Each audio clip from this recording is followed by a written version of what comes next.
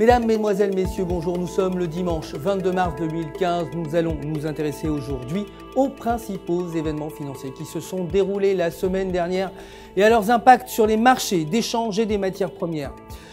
En phase de légère reprise après des semaines difficiles, l'euro reprend du terrain. La paire euro-US$ a bondi de 1,51% avant la clôture du marché pour atteindre 1,0821 $.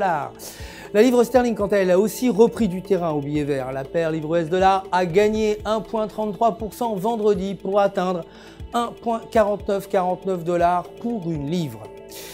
Le dollar australien a également profité de la légère fébrilité du dollar. La paire dollar australien, dollar américain a également clôturé en hausse de 1,65% à 0,7775 $.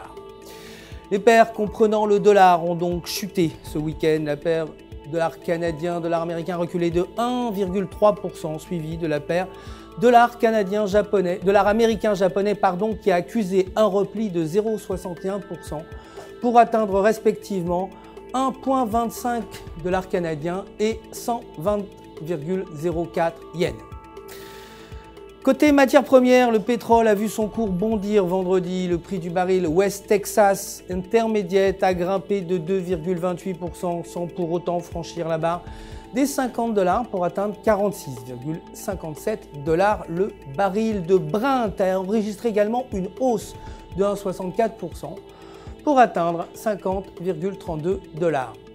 L'or de son côté a également terminé la semaine en hausse. Le prix de l'once d'or COMEX a progressé de 1,23%. L'or comptant a gagné quant à lui 0,97% pour atteindre respectivement 1184,60 et 1182,54 $.